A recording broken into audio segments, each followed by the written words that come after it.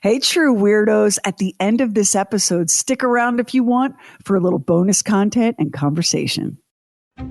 Well, Sam was a peculiar man. I was not allowed to keep a magazine, and he wouldn't let me have a radio, and he wouldn't let me go to the neighbors to watch television. And if I turned on the electric fan at night, he'd turn it off, and he wanted me to go to bed early.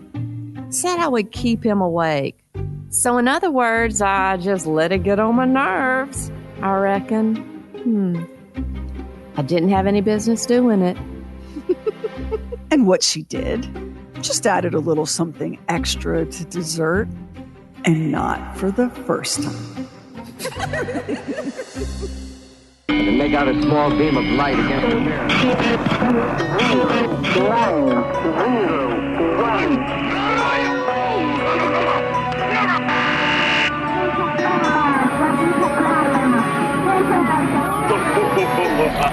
Truly weird stuff. It was a doctor who caught it, an intern at the very beginning of his medical career, Dr. W. Dean Heidi. His patient, Sam Doss, was sick. The 58-year-old employee of the Oklahoma State Highway Department was admitted to a Tulsa hospital with fever, abdominal pain, vomiting, low blood pressure. He was short of breath, complained of chest pain and dizziness. At first, it looked like a bad case of the flu.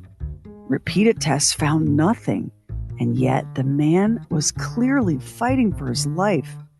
Eventually, he was diagnosed with a severe infection in his digestive tract, and it was severe. It took more than 3 weeks for Sam Doss to stabilize and recover. Yet no sooner had the man recovered enough to be discharged and sent home than he died. Standing over Sam Doss's body, Dr. Heidi flatly refused to sign a death certificate until an autopsy was performed. And what that autopsy revealed was the work of a plump, rosy-cheeked, jovial, and eccentric serial killer. A killer who loved romance novels and the Lonely Hearts features in newspapers and magazines. A killer who was a mother and a grandmother and a widow 4 times over. Her given name was Nancy, but everyone called her Nannie. And Nannie had dosed her 5th husband, Sam Doss, with enough rat poison to kill a horse. Why? Well, for the same reason she killed 3 other husbands. They rubbed her the wrong way. They got on her nerves. But husbands weren't Nannie's only victims.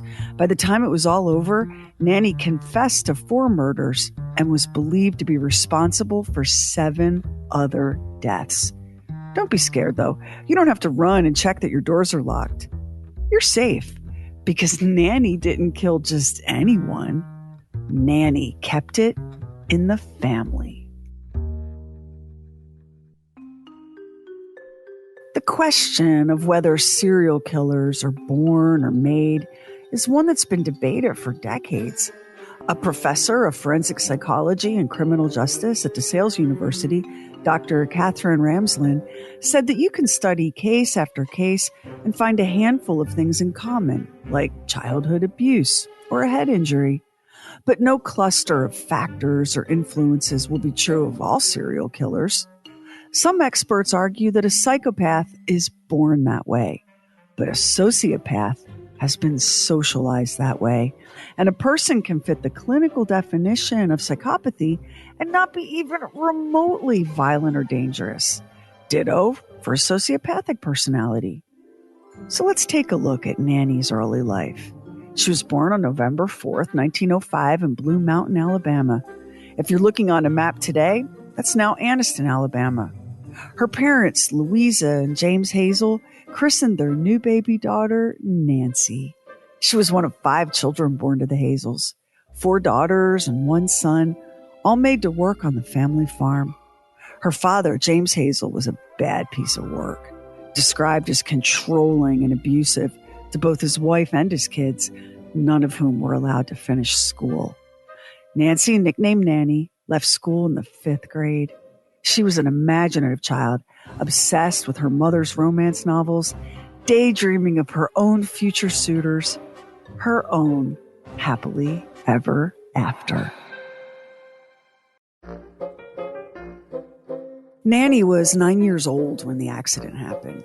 The whole family was traveling by train to visit relatives when the train came to an abrupt halt, and little Nannie struck her head on the metal back of the seat in front of her.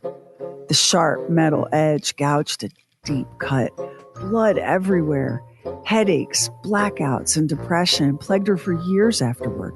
It was something she talked about in 1955 during a hearing to assess her sanity prior to being tried for murder. I cracked my head open. Sometimes I think I might be thinking crooked. The accident and injury only complicated her already hard-scrabble life.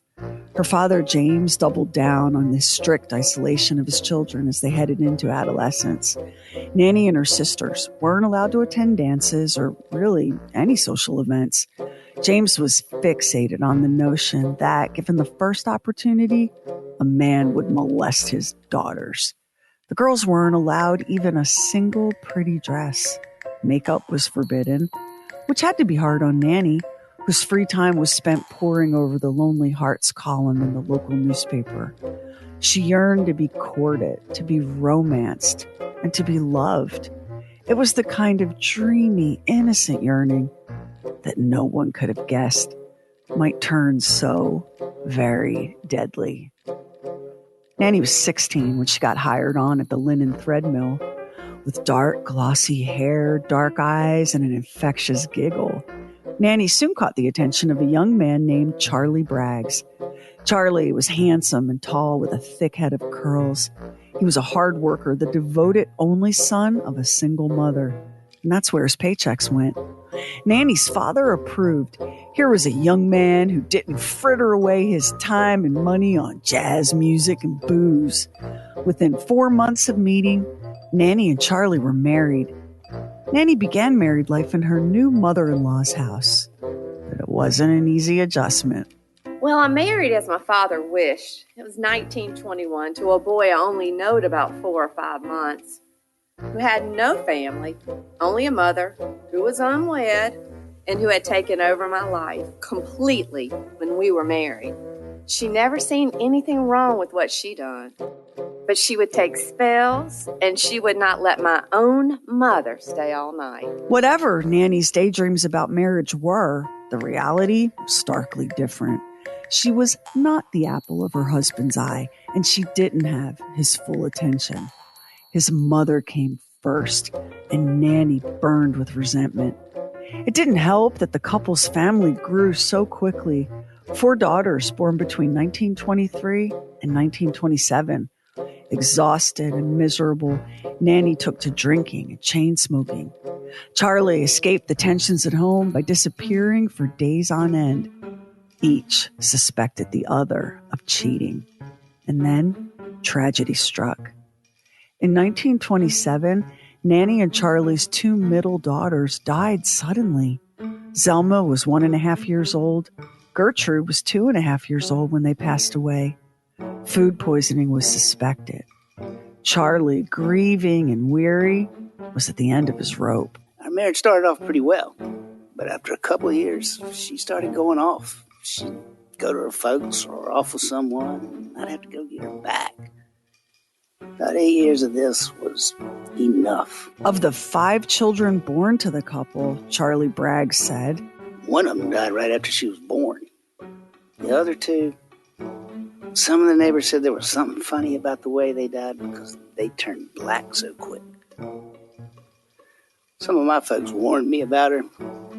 When she got mad, I wouldn't eat nothing she fixed or drink nothing around the house. She was right mean. She made like she was a church woman when we got married. Some of my folks thought she was. But I found out she was no more Christian than if she had never heard the Bible preached. I told my mother that. Charlie took their eldest daughter, Malvina, and fled, leaving Nannie with his mother and their other surviving daughter, Florine. In one more stroke of terrible fortune, Charlie's mother died not long after her son left. Nannie was forced to take a job in a cotton mill to support herself and Florine. In 1928, Charlie divorced Nannie. He had no idea then how lucky that decision would prove to be, nor how much he'd later come to regret leaving his mother behind in the house with his ex-wife. Nannie, at just 23 years old, had buried 3 children, lost a 4th to divorce, and was on her own trying to raise a 5th.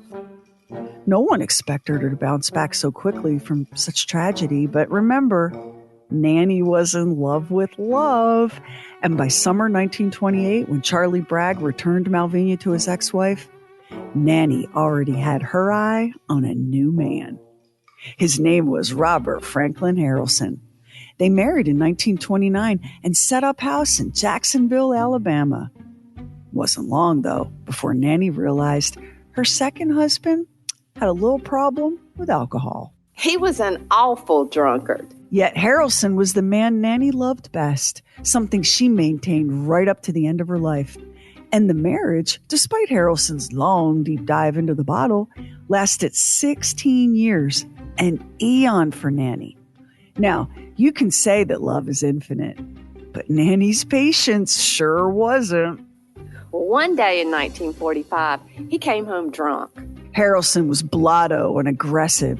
He insisted that his wife come to bed with him. He said, "If you don't come to bed with me right now, I ain't gonna be here tomorrow." Nannie said that in this drunken fury, her husband raped her. I thought, I'll just teach him. She found a bottle of what she called Harrelson's rot gut whiskey and spiked it hard with rat poison. He was sick all week, and the next Sunday, he died. The not-so-grieving widow was fond of epitaphs. She buried Harrelson under a tombstone that read, "God be with you till we meet again." She even purchased the plot beside her late husband, fully planning to join him for all eternity when the time came. So sad, so wrong. But as the great Celine Dion has taught us, the heart will go on. It didn't take long at all for Nannie to jump back into the dating scene. She was traveling, roaming, God only knows where, because no one else seems to, when she eventually made her way in 1947 to Lexington, North Carolina.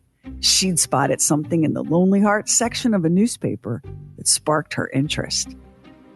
His name was Frank Lanning. They called him Arlie. Nannie had a type, and Lanning was it, a charming, drunken womanizer. 2 days after meeting, the couple married, which fits given Nannie's passion for romance novels. Why should her life not be every bit as thrilling as the books she devoured? Was she so different from the heroines in those paperbacks? Didn't she resemble Bedelia, the title character in Vera Kasperi's 1945 bestseller? It was the story of a newly married couple. Bedelia's husband, Charlie, considered himself the luckiest man in the world. She was lovable as a kitten. Her eyes were lively, dark, and always slightly moist. In contrast with her brunette radiance, her husband seemed more pallid, angular, and restrained. His Christmas present to his wife had been an antique gold ring, twisted into a bow knot and set with garnets. She wore it on her 4th finger and held it out at arm's length, cocking her head to study the effect. "How my little jackdaw loves finery," he said. The metaphor was literary. Charlie had never seen a jackdaw. When he was a small boy, his mother had sung, "Things are seldom what they seem. Skim milk masquerades as cream. Jackdaws strut in peacock feathers. High-lows pass as patent leathers." In the novel, Charlie begins to suspect that his new wife might be a serial killer, and he might be her next victim. Too bad that Arlie Lanning wasn't so clever. The hasty marriage was rocky from the start, and this time it was Nannie who took to disappearing for days at a time. Nannie later said that she was jealous of the attention her husband gave other women. Lanning's relatives disputed this, saying that it was true that Arlie had sown his share of wild oats, but that upon marrying Nannie, he started going to church. One family member said they tried to persuade Arlie to put a stop to Nannie's wandering ways, that no man should tolerate that behavior from a wife. Arlie declared that he just didn't see it that way. 2 years later, Arlie Lanning was dead. Heart failure was the suspected cause. But in 1955, Nannie offered up the true reason for her third husband's demise. It was from running around with other women. Wait, that's how he died? Sounds more like why he died. He kept on arguing till it brought on serious trouble.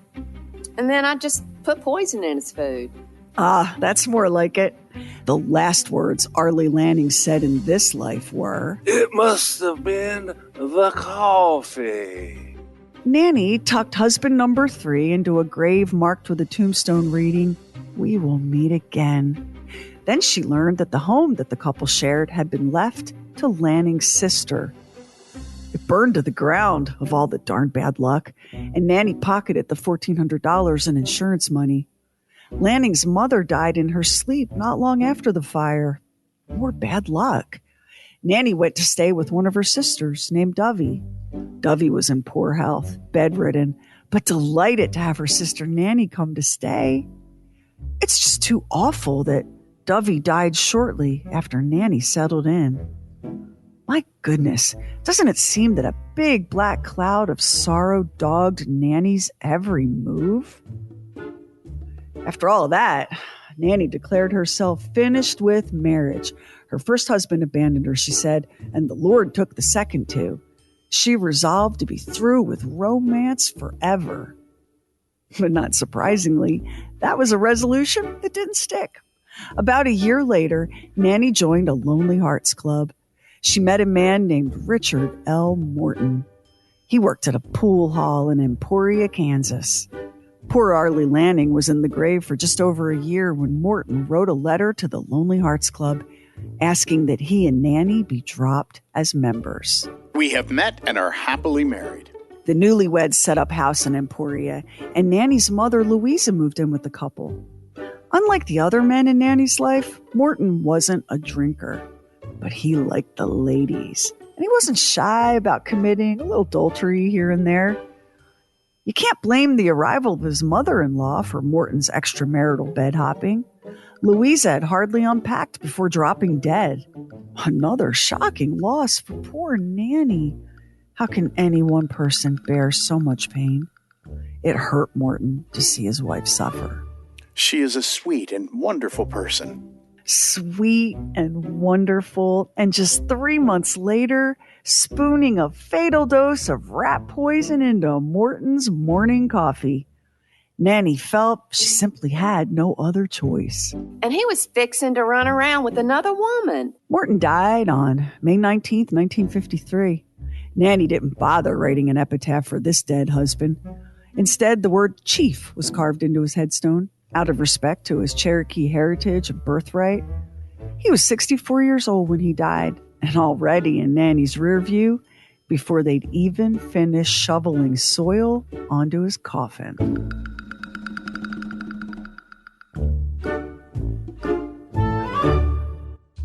We met Sam Doss at the beginning of this story, after he'd become Nannie's next pen pal paramour, after they'd married in June 1953. Nannie's last husband was barely a month in his grave when the couple said their I do's.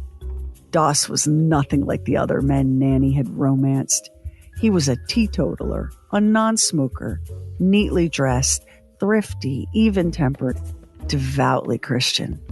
He knew little about his new bride, only that she was a widow, a terrific cook, and always smiling. The kind of woman he saw himself growing old with, spending quiet evenings together by the fire. Doss was 59 when he married Nannie, but all that clean living had paid off. He looked younger, was energetic, and best of all, Sam Doss was a man with a trusting nature. There's an old saying, marry in haste, repent at leisure. Poor Sam had no idea what he'd gotten himself into. Nor did Nannie. Her new husband scorned her beloved romance novels. They were evil, and time spent reading that kind of trash was a waste, in his opinion. He would not even entertain the idea of having a radio or a television in the house. Using electricity was wasteful. Nannie was forbidden from turning on lamps, except to read, scripture preferably, and never a cheap magazine or a Lonely Hearts advice column. Bedtime was strictly enforced. Sex was expected on schedule. What had looked to Nannie in the beginning like sober thriftiness now felt like miserly penny pinching. She was frustrated and exasperated and took off to Alabama for a visit home. Sam Doss was desperate to bring his bride back. He showered her with letters, pleading for her to forgive him for failing to cherish her as the treasure she was. He showered her with gifts, so out of character for the man. Nannie was not convinced that these changes in her husband were real or that they'd last. He still controlled all the money, could make every decision. How could she ever trust him? How could she take him at his word? Well, Doss showed her. He added Nannie to his bank account. She was free to use it however she wished. And then he did the thing that sealed his fate. Doss took out not one but 2 life insurance policies, naming his wife, Nannie Doss, the sole beneficiary. Finally satisfied, Nannie returned to Oklahoma and her 5th marriage. It was a pleasant, crisp fall evening. Nannie had prepared a delicious meal. She really was an excellent cook. And Doss was looking forward to dessert. It was Nannie's prune cake, rich and redolent of cinnamon and cloves and swimming in fresh cream. Sam cleaned his plate and licked the spoon.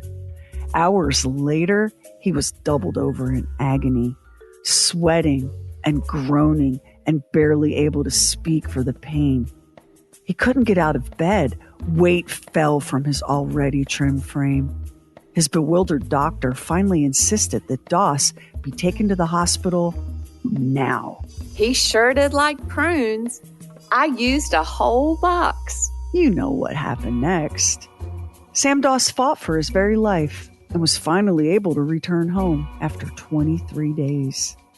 Nannie settled her considerably diminished husband into his favorite chair, promising to serve him that night the best home-cooked dinner she knew how to make. You already know that Nannie was not a patient woman. Perhaps she just simply could not believe that Doss had survived the walloping dose of rat poison she added to that prune cake. Could not believe the man was home and would expect her to go back to that rigid life. No romance, no radio, barely permitted to even turn on a lamp in the evenings. Had she grown to loathe his touch, coming as it did right on his preferred schedule? Was she to live forever without a single sweet word? Live forever without feeling the rush of passion? Denied even the simple joy of an evening out, dining and dancing?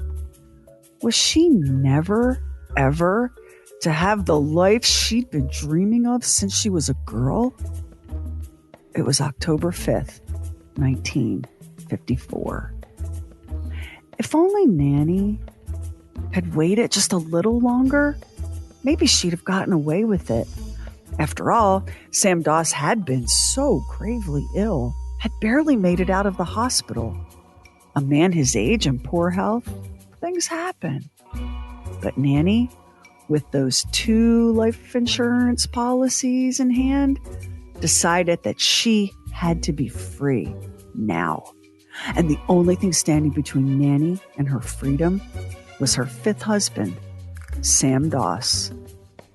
On October 12th, 1954, after just 5 months of wedded bliss, Nannie went into the kitchen to prepare a cup of fresh coffee for her husband, Sam.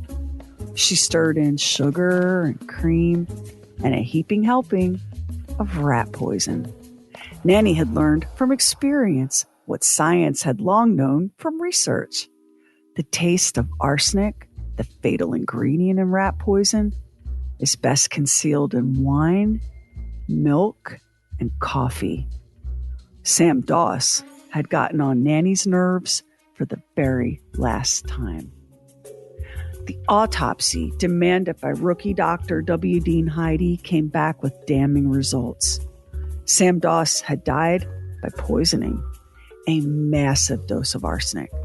Nannie was immediately arrested and charged with his murder. Nannie denied everything. How dare the police even suggest such a thing? He was her husband and she loved him.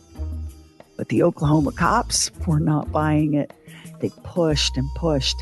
And to their disbelief, Nannie giggled her way through their questions, paging through a drugstore True Confessions magazine, insisting they had it all wrong. I don't know what you're talking about. Me? Poison? And again, that weird, unsettling, inappropriate giggling. Oh, boys, come on now. I killed nobody. I don't know why you think I did. I married those men because I loved them. It was a seasoned homicide detective named Captain Harry Steege who finally succeeded in coaxing a confession out of Nannie. Not that it was easy. Nannie withstood 7 hours of interrogation with 4 rotating teams of 2 interrogators each hammering away at her. I feel awful bad about keeping you fellas up this way. I'm sorry to be so much trouble. Captain Steege, with his FBI training and years of experience, never tired. He would not be put off. Nannie finally gave in and admitted that she'd poisoned husbands Sam Doss, Richard Morton, Arlie Lanning, and Frank Harrelson. And Steege, who'd just about seen it all in his 24 years of police work, said of Nannie that the whole case defied description, that she'd look you right in the eye and smile as she admitted to killing this husband or that husband. Nannie was arraigned in November 1954 and ordered held without bail pending a preliminary hearing. The judge in the case entered a plea on her behalf of innocent on the advice of her attorney, who claimed that she was not mentally competent to enter a plea herself. The county attorney, prosecutor J. Howard Edmondson, had it entered into the record that he was not opposed to Nannie being remanded to an asylum for an evaluation of her sanity. As for Nannie, she spent the entire proceedings smiling and chewing vigorously on a mouthful of gum. I don't understand big legal words. They said something about a mental checkup, and I guess I need one. Maybe those docs at the hospital will teach me to think straight. The news spread like wildfire. Nannie Hazel Braggs Harrelson Lanning Morton Doss had been charged in the poisoning murder of her husband Sam and had confessed to killing 3 of her other husbands the same way. From Kansas to Alabama to North Carolina, a whole lot of people were suddenly asking a whole lot of questions about a whole lot of other sudden and even mysterious deaths. Oklahoma police could hardly keep up with the flood of phone calls about Nannie.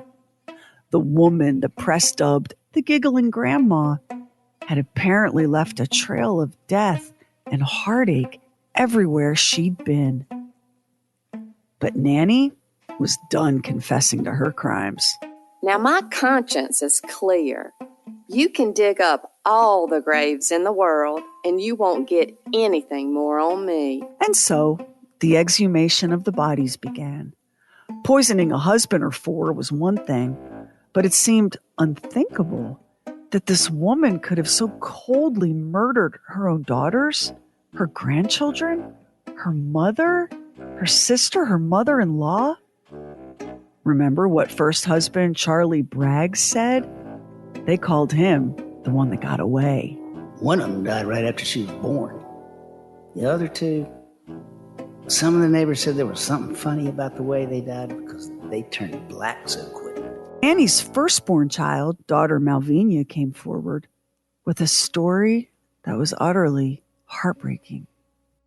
If Mother is guilty, I want her to suffer for it. But if she's innocent, I want it all stopped. Still, I admit that I've been suspicious of her for a long time. Malvina recalled the night she gave birth to a son. She'd long been troubled by a waking nightmare. She'd witnessed her mother, Nannie, take the newborn into her arms and slowly plunge a long hat pin into the soft spot on the infant's head. I'd had a lot of ether. And later I made myself believe I was dreaming. Oh, but I saw my mother pick up my little baby and stick a pin into its head. No, but it wasn't a dream. It was real. And we were very poor, and we had no money to buy a casket. Oh, my baby.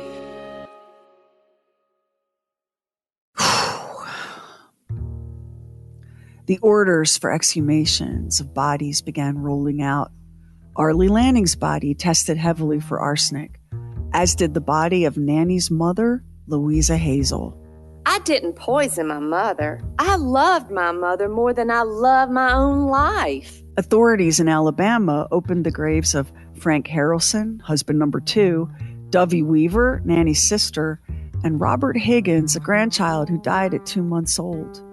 Harrelson's brother, Ernest, recalled asking Nannie back in 1945 when that infant died if she had any notion of what might have caused such a sorrowful thing. Nannie's answer? I don't really know, but that baby toddling around might have gotten a hold of some rat poison. Except 2.5-month-old infants are incapable of toddling around, aren't they?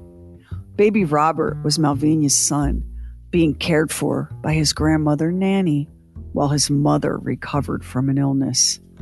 2 of Malvina's children murdered by her own mother. The state of Oklahoma moved forward pursuing murder charges, but only for the death of Sam Doss. This despite Nannie's confession of 3 more murders and the suspicion that she was guilty of as many as 7 more killings. In April 1955, a jury found Nannie mentally competent to stand trial. I'm as sane as anybody. I guess I ought to know better than anybody if I'm crazy. I never felt more sane in my life. Nannie's trial was scheduled to begin in June 1955. She was facing life in prison or death by electrocution. But don't you know that the giggling grandma had one more trick up her sleeve? On May 15, 1955, Nannie Doss entered a surprise plea of guilty in the poisoning death of 5th husband, Sam Doss. There would be no big murder trial now, only a sentencing. As for possible murder charges in Alabama, Kansas, and North Carolina, no authorities expressed any desire to extradite Nannie to try her in those cases. Instead, they opted to place hold orders on her, something that would prevent her from ever being paroled in Oklahoma. The judge who sentenced Nannie acknowledged that the Oklahoma courts had no authority to punish her for the murders of Frank Harrelson, Arlie Lanning, or Robert Morton, and informed her that the authorities in Alabama, Kansas, and North Carolina had every right to pursue extradition. Judge Elmer Adams also stated that he accepted the opinions of medical experts who'd found Nannie Doss to be a quote-unquote mental defective, and that those findings compelled him to pass a sentence of life in prison instead of death by electric chair. He added, "This court has never heard of a woman being put to death for any crime in Oklahoma. It may happen someday, but it would be a poor precedent, and the people of this state would very reluctantly see such come to pass." Nannie spent the rest of her days in the Oklahoma State Penitentiary. It's just like home. We get to go to movies. We go to church and have television, and sometimes we have dances. Nannie spent 10 years in prison before dying of leukemia on June 2nd, 1965. She was described as a model prisoner, always ready with a joke, a smile forever creasing her plump cheeks. Nannie, though, knew full well what her reputation was. Not long before she died, she told a reporter who asked her about her life behind bars. When they get short-handed here in the kitchen, I always offer to help out, but they never do let me.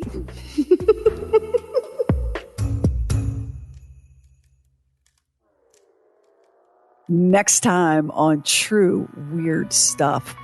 The thing about death is, you never really give a lot of thought to how strange the rituals around death are, especially because you've grown up with the idea of embalming and open casket viewings and graveside ceremonies and crypts and vaults and all of that. So it's shocking to look at the way someone else celebrates death and realize we're just as weird as we can be on the next True Weird Stuff.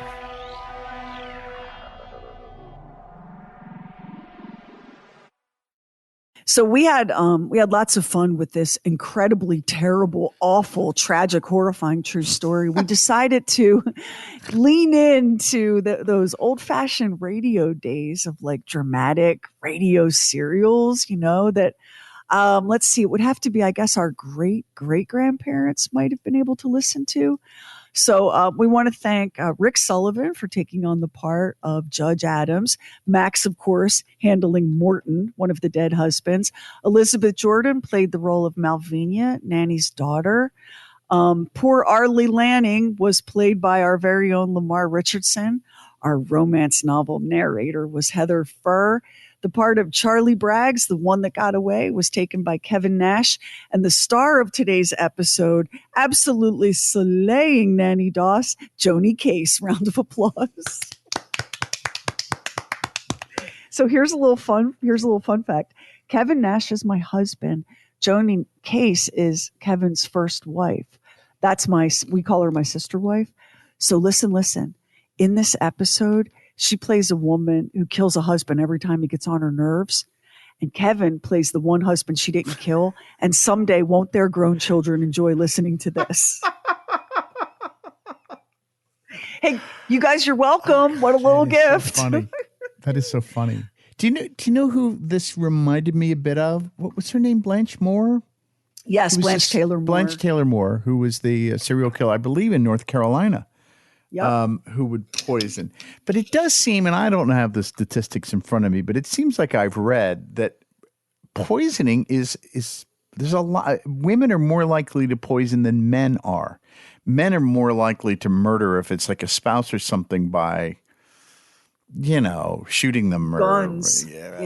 Guns. Strangling.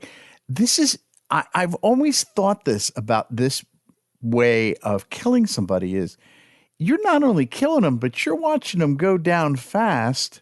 And really, it's agonizing.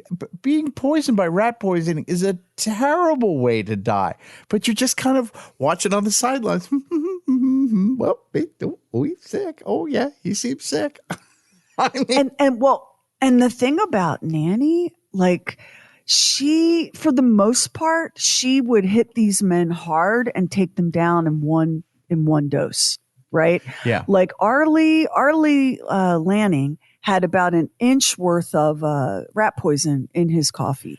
And coffee back then must have really tasted like goat piss, because I can't believe you.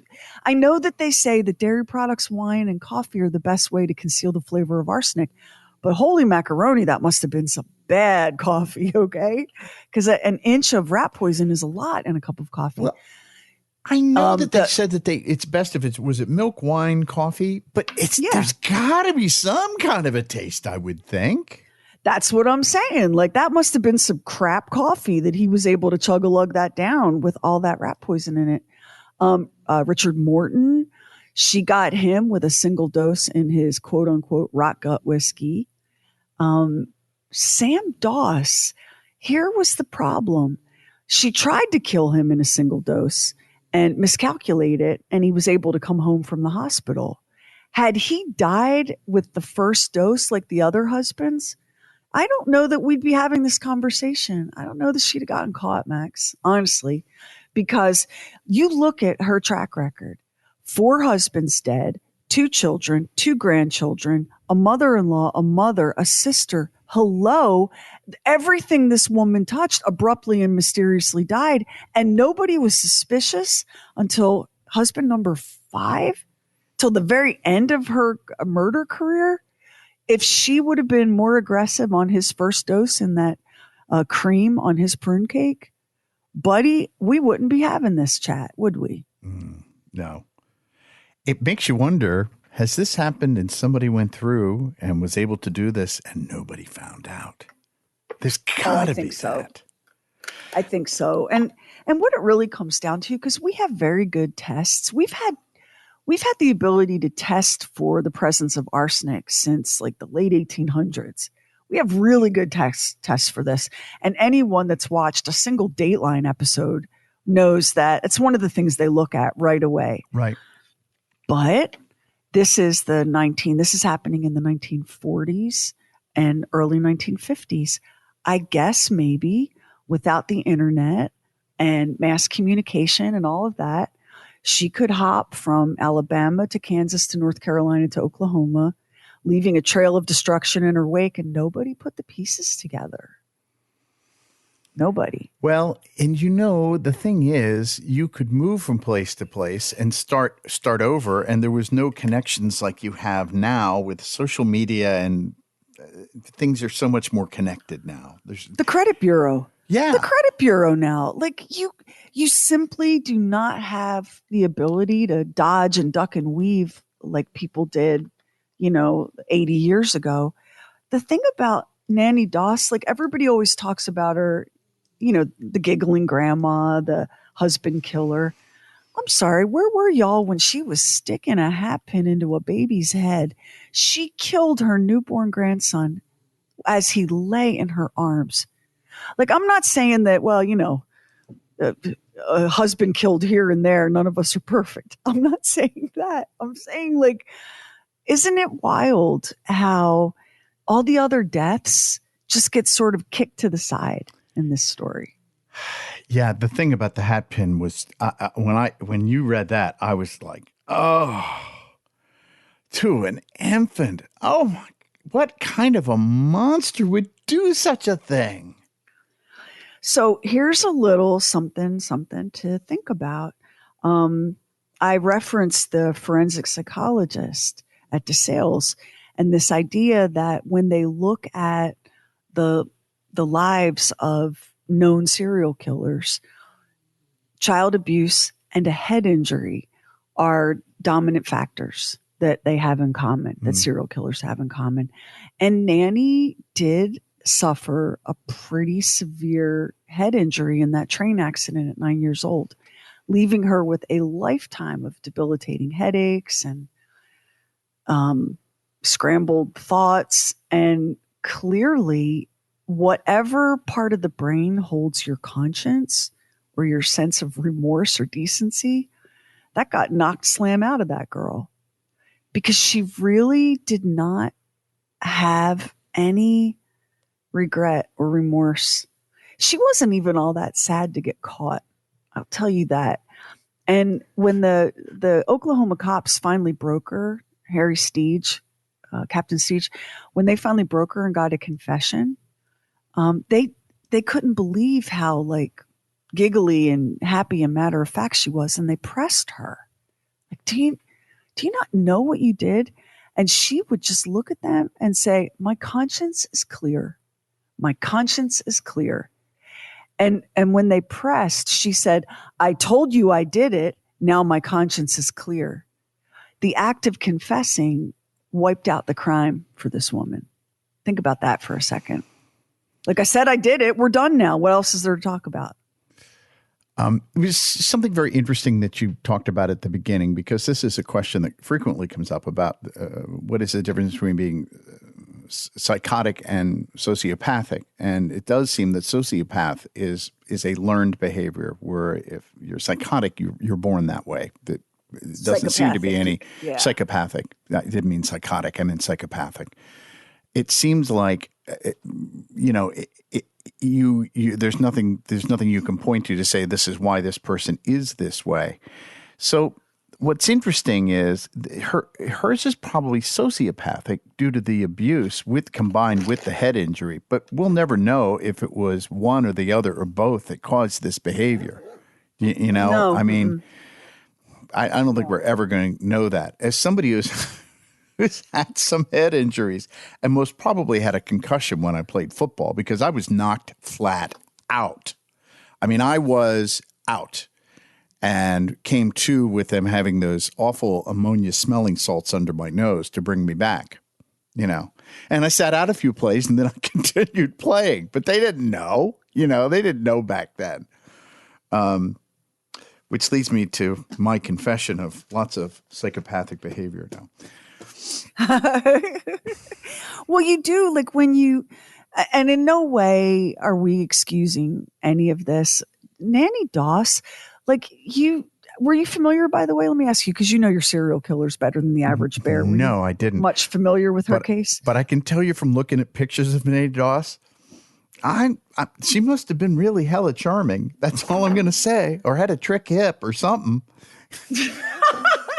Yeah, I mean, she's not. I mean, look, she's kind of ordinary. I mean, maybe below ordinary. When I was like you, we've been kind of conditioned by the movies. I was expecting a bombshell, I think. But then she's very, when they called her the giggling grandma, she has a very grandmotherly kind of like big bosom matronly vibe about her. She does. You won't find a picture of her where she's not just beaming. She was always happy, always smiling. Even in prison, she loved prison. She freaking thrived in prison, because in prison she was allowed to do all the things that she wanted. Read her romance novels. When she said they had dances, it was just all the female inmates. They didn't do co-ed dances. Right. I wasn't guessing they were doing that. Yeah. And at that point, she was kind of, kind of older and maybe done with marrying husbands. I think, she married Sam Doss because she imagined that he could give her like some sort of stable, secure life. I think he was the first one that she married that love really had nothing to do with it. Thoughts? Yeah, you're probably right about that. You're probably right about that. But hey, if you're the first husband, what are you thinking? Are you thinking, Charlie, dodged a bullet there? So, Kevin and I talked a lot about Charlie Braggs because he wanted to know who the guy was before he, so that he had kind of an idea who he was playing in the episode. Right. So the thing about Charlie was a good kid, very devoted to his mom. His mom had never remarried. It was just the two of them against the world. He was head over heels smitten by 16-year-old Nannie, and her father sort of like pushed, you won't be around my girl. You're going to put a ring on it. So they ended up married. They had all the kids, one right after the next. And Charlie could not handle the conflict between his wife and his mother. So he was always disappearing. And you kind of read between the lines. I think he was unfaithful pretty consistently. But he's not all that great a guy. Now, in 1940s terms, people had a lot of sympathy for Charlie, but it's 2024. And let me tell you something. 2 kids died and it was suspicious. Mm-hmm. Now, that doesn't necessarily mean that you immediately go to your wife, you killed our kids, but 2 kids have died under suspicion. And he takes one daughter, he takes Malvina and disappears and leaves her with the other child. Eventually, Charlie's going to remarry. He comes back home and gives Malvina back to her mother. I don't think that's like all the behavior of a good guy. You know, like there's some real selfish stuff on Charlie's part too. Oh yeah. And then of course, you know, Malvina gets married and she's just trying to live her life, and her mother kills a newborn and the toddler. I'm sorry, and the 2.5-month-old. It's unspeakable. Like I said, again, it's not that we go, well, I mean, if you poisoned your husband, shit happens. No judgment, girl. But like the idea, this woman killed her own children and grandchildren. That's a special kind of Black Widow spider. Really Am I is. right? Like how is this woman not a bigger player in the serial killer trading card game? So, how do you go about finding out the information of how much rat poison it'll take to kill somebody? How do you come upon that information? Because it seems like she was pretty successful from the get, just about. Yeah. I mean, did she read it in a book? How do you know that? How do you know what is the best kind of food to disguise rat poison in if you want to commit murder on your spouse? I think I'm going to tell you, with the dose and the food, I think she got really lucky, but it's not crazy luck, because if arsenic is best concealed in coffee, dairy products, and wine, most adults, and especially back in the 1940s, most adults could be counted on to drink some coffee, right? Right. And children were given cow's milk. So you can easily see how she had no problem handing a glass of milk to a child or a cup of coffee to a grown man. She killed the one husband she killed Arlie Lanning with coffee, and she killed Morton with whiskey. Or was it Harrelson? Oh man, I get all the ways she killed the husbands confused. Harrelson was whiskey. Harrelson was whiskey. Yeah, I think Morton was coffee again. And Sam Doss, his second dose, the one that killed him, was coffee. The first dose that put him in the hospital was dairy products. So I think she got lucky in what she put the rat poison in. And as far as knowing the dose, she put insane quantities of rat poison in these drinks. Sam Doss was the only one where she didn't get the dosage high enough. The pathology on one of the dead husbands, the pathologist came from Duke University to exhume the body and test it, and there was enough arsenic in there to kill 6 men. So, Max, I don't think she was really calibrating the dosage. I think she was dumping the box or canister or whatever rat poison was sold in directly into the drink. Even more about the question of, could you not taste it? Could you not taste it? And it seems like all of these men consumed all of whatever they were eating or drinking. And they consumed all of it. They didn't get like 2 bites in and go, this really tastes funny. Well, the only one that realized what was killing him was Arlie Lanning. And his last words, it must have been the coffee. Like, it's such dark comedy, right? It really is. But he was the only one. And honestly, so it was a combination of being too aggressive with Sam, her fifth husband, Sam. Girl, the day he gets home from the hospital, you're going to kill him? Let's use our noggins. He's already been in the hospital with a mysterious illness that no one can really name for 23 days. You're going to take him out the night he gets home? That is how pissed off that woman was, because she wasn't allowed to watch TV and turn a lamp on. I want you to think about that for a second. She was just not having it. So the doctor who refused to sign Doss's death certificate, who demanded an autopsy, is the reason that there was an arrest and a conviction. That's it. He's the reason. And can I tell you something? He was a baby doctor, and he had to risk a lot to hold his ground on that, because all around him, his senior doctors and people in the hospital were like, oh my God, it's probably a heart attack. I mean, look at the guy. You look at him. Look, he just got out of the hospital. And Dr. Heidi was like, I'm his doctor and I'm not signing that.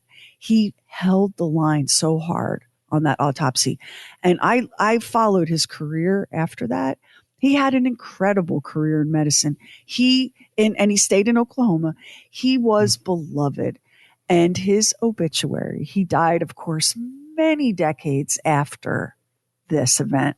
Right. And his obituary led with Dr. W. Dean Heidi, who came to fame when he discovered that Samuel Doss had been murdered by notorious serial killer Nannie Doss. His obituaries led with that. That's how critical and pivotal his refusal to toe the line was. And let this be a lesson to all of us. When you know what's right and other people want you to do what's easy, stick to it. Stick to it as hard as you can. Dig in to do what's right, because that man is the reason this woman was stopped. And it would have been very easy for him to let it go, and she just would have gone on killing and gone on giggling. Yeah. Yeah. I mean, so she died of leukemia in 1965, and leukemia was going to get her anyway, right? Yeah, she was she would have had I think early 60s at that point. Mm-hmm. Yeah. Yeah. She would have had another decade of murder to commit had Dr. Heidi not pushed back so forcefully against the doctors above him who had more experience and more clout and authority and all of that. So yeah, when you're choosing between what's right and what's easy, try to go with what's right, because that may help you stop something unspeakable like this from happening. And by the way, just because I'm sure you want to know, Blanche Taylor Moore is still in prison at the age of 91, who has a similar story of doing murders where they ended up uncovering bodies that had been long dead after they realized that she was the one that murdered them. Well, something that you think about with a poisoning murder, very, very often, not always, but very often the perpetrator will describe themselves as being absolutely nonviolent and non-confrontational. And that's true, right? Right. This is someone who would, I could never fire a gun, or, I could never stab someone. And poisoning seems to them like the kinder way to go. But of course, an arsenic death, a poisoning death is a terrible, terrible thing. But they don't see it that way, Max. You see it that way. They don't see it that way. They will be the first one to put a cool compress on your head, knowing that they're the reason that you're in this agony. It's a very strange. It's also interesting that in Oklahoma, which, I would figure would be a place that would put somebody to death given the opportunity, they didn't want to put a woman to death. I wonder if that would change today, because I'm trying to Carla Faye Tucker. You remember her? Carla Faye Tucker. That was Texas, wasn't it? That was Texas. Was that Texas? Yeah. Yeah. And while that isn't Oklahoma, it's nearby. So, I just wonder whether if this were to happen today, whether they would have put her to death. I think if this were to happen today, the only way she wouldn't have gotten death is if she'd have taken a plea deal of some sort, which she may have done, because I also think that those other states, especially because of the number of children that she killed, I think there would have been an extradition. And she would have stood trial in at least one of those three states. It's hard for me to believe that, like Alabama, where she racked up probably 5 murders. It's hard for me to believe that Alabama was going to just look the other way on that in 2024, right? Yeah.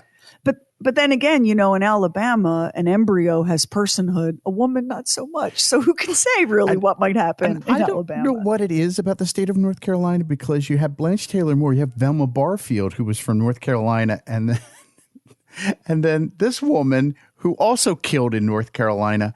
What is it? I was going to say what's in the water, but after all those Camp Lejeune ads, I think we know there was something in the water. But it's a very interesting coincidence. It's what is amazing to me is that her story is not better known. That's all. Because we do have a fetish in this. We have a crime, like we have a true crime fetish in this culture, but we for sure have like a rogues hall of fame serial killer fetish. Not just you and me. I mean, full stop, everybody. But it does seem that there have been some books, and it is shown up in some periodicals and that sort of thing about, female serial killers. But there's been no TV movie. There's no, loosely based on or anything else that I can find of this story. So you're right. For some reason, this story just doesn't have enough sizzle to it. And it's crazy because she, in some ways, again, it's not like, girl, you killed your husband. I mean, that's real. It's not that. It's she killed her mother. She killed her mother-in-law. She killed her sister. And then, of course, she killed grandchildren and children. And all the husbands. And there is a period of time where Nannie was on the wander and her whereabouts are unaccounted for because you could disappear more easily back then. And by the way, she thought nothing of leaving these children behind, the surviving children to be looked after by whoever. But she disappeared for a while. And there is some thought, some conjecture that she may be responsible for a couple of very old, very cold cases. It's possible because with that load of sexy, I'm sure she was getting a lot of attention. She had something. She had something going on. Girl had something. And it wasn't just her cooking. I loved when Charlie Braggs was like, when she was mad, we wouldn't eat or drink nothing.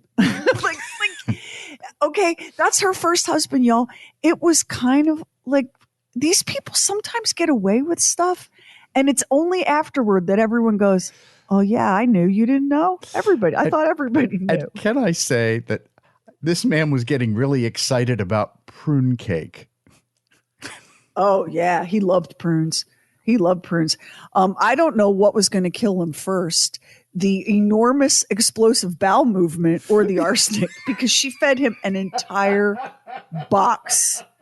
He had to have eaten a lot of that damn prune cake. That's the only way. It had to have been in a big mixture of it. He had to have eaten a lot of it. Well, you remember, like, I added a detail so that you would catch it.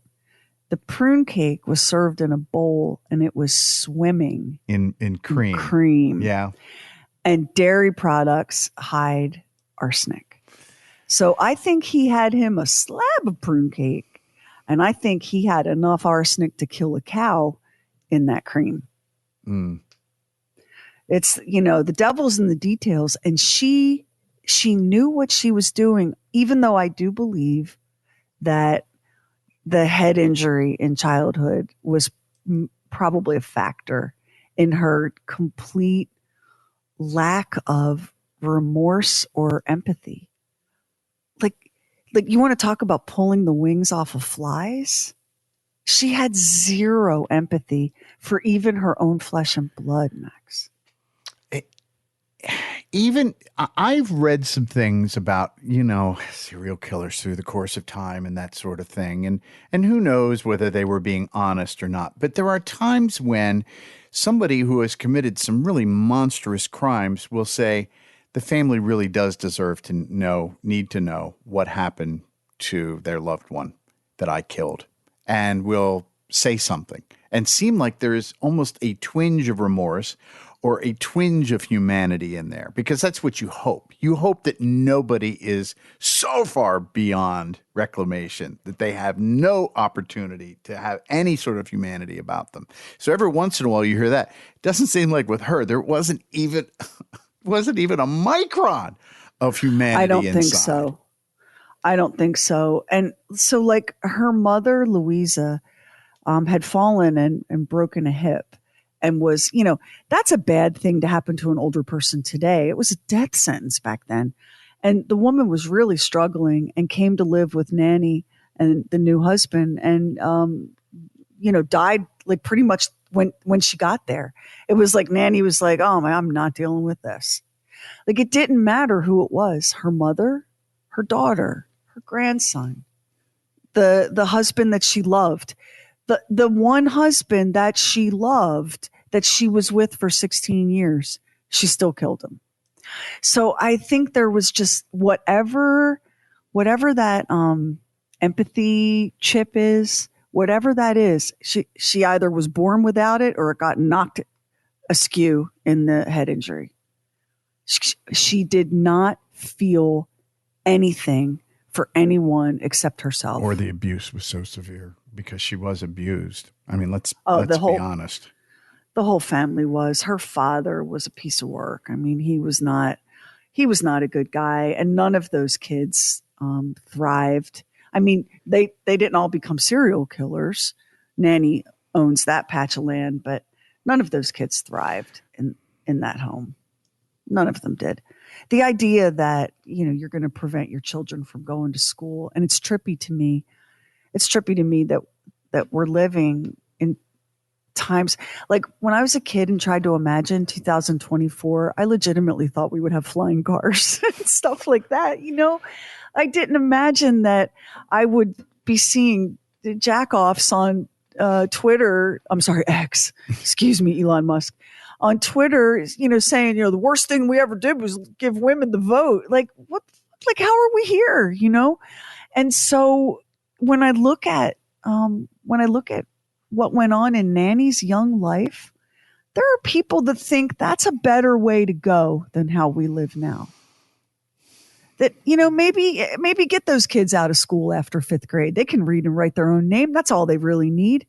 There are people that endorse that and that endorse that kind of heavy-handed authoritarian control that Nannie's dad exerted over that family. Well, there was, in some areas not too far from where we live, there was always this suspicion of people who got education, who got higher education. There was always a suspicion of people that did that, and they would rail against it because they just didn't feel that they were honest people.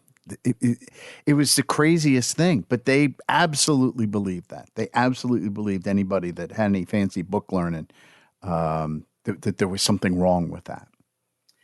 It just comes down to human beings. We are born free. To quote that old song, we are born free, and you can clamp down and suppress and oppress and repress and control. But that soul that you're doing all those things to, it will find a way to express itself. That will leak out from under your iron grip, and it will find expression. And sometimes that expression is beautiful, and sometimes it's dark. And in Nannie's case, dark. This isn't someone who rose from the ashes and, became a great contributor to humanity, a poet, an artist, a healer. No.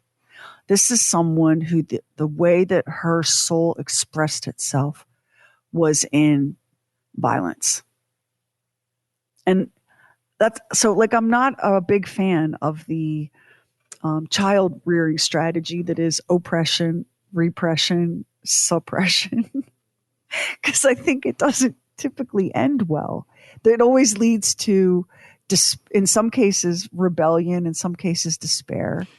And you'll get acquiescence. There are people that'll just go along. They'll do what they have to do to survive. And you might get a nanny. Yeah, you might get this. And if you have a trick hip, you can go far in life with that. So we don't know that she did. We don't know that she did. But that's kind of my thought. In this case, so I just need to say that if you're listening to this and you're like, oh, coffee, wine, dairy, good to know. You have to understand something. You won't get away with it. Not today. Not with the forensics that we have now. I mean, Nannie only got away with it because she committed these murders in small rural communities in the days before there was the internet. and one hand didn't know what the other was doing. So a dead husband here, a dead husband there, it didn't really add up to a story. But Tulsa was a big city for Nannie. Big city compared to the smaller places she lived, like Blue Mountain, Alabama, Lexington, North Carolina, Emporia, Kansas. Tulsa was the big time. And that doctor was destined for a big career in medicine. And that's how she got caught. No matter how much coffee, wine, and dairy products you dump rat poison into, you're going to get busted because they're going to test for it. They're going to test for the presence of arsenic. That's how they got Blanche. Remember, how many husbands did Blanche Taylor Moore take out? How many men did she get? I want to say 4. I know it was 4 murders. So yeah, that does seem to be the magic number for these ladies, doesn't it? It was a small town where nothing much happened. And then a grandmotherly, giggling woman came to town. Wow, they say that Arlie Lanning just lit up the room. Hey, listen, if you're lighting up a room, that means you're going to be dead soon. Yeah, you want to be somebody that nobody's glad to see coming. If people say of you... Sherry, we're going to be in great shape then. Listen, if people say of you, oh my God, everyone loved her. She never met a stranger. Girl, update your will. You are on your way out of here. Hey, Sherry, that's the great thing. Nobody says, here comes Max and Sherry. They're lighting up a room. We're okay. Nobody's going to kill us. People go, oh my God, don't engage those two in small talk. It'll be very uncomfortable. So... I believe, I'll just throw this out here. I'm with Team Conjecture that there are a couple of very cold, very unsolved cases that will never be solved. Those people are long in their graves. They died mysteriously and abruptly, and they had contact with this woman in the handful of time periods where she kind of disappeared from view. I do not believe that we know all the murders that Nannie Doss committed. I just don't. And I also know that no amount of anything would have coaxed any more confessions out of her. She felt like she had given, and she was clear about it. My conscience is clear. I've given you enough. That's it. And she took the rest of what she did and giggled her way all the way into the ground when she died in that penitentiary. But I do not believe we know all of her victims. And on that cheerful note, I want to thank all of our voice actors again for helping us out on this episode. It was super fun to do that kind of old time radio drama thing. And I know, Max, I'm also going to tell the people how disappointed you were that you didn't get to play Nannie Doss. Listen, that was the part to play in this. I'll just say. We're going to say goodbye now and tell you that we're going to see you next week for a really interesting episode I'm going to tell you about a death practice of a people right here on this beautiful world with us. And you're going to be like, oh my God, that was just blah, blah, blah, blah. But have you ever thought about our death practices and what we do and how we treat our dead? Because I'm here to tell you, we're the weirdos, not them. So that's next week on True Weird Stuff. And if you listen to us on Apple Podcasts, hit the plus button in the top right corner, and now it helps an independent podcast like ours to get discovered. And we really appreciate it if you subscribe, rate, and review True Weird Stuff. Hit our website, trueweirdstuff.com, for show notes and photos and videos when we have it, and bonus content. Everything True Weird is waiting for you at trueweirdstuff.com. And follow True Weird Stuff on Instagram and Twitter. True Weird Stuff is a Now Media production. Our executive producer is Anthony Garcia. The show is written and hosted by me, Sherry Lynch, along with my deeply weird director, Max Sweeten. Our equally odd producer is Carrie Bowser. Additional production by the mysterious Stephen Call. Our digital witch and social media cult leader is Heather Furr. Original graphics by Kevin Nash. Original artworks by Olivia Axlin. True Weird original music composed and performed by Jack Griffin and Zane Nash. Copyright 2024 Now Media. All rights reserved. All wrongs remembered.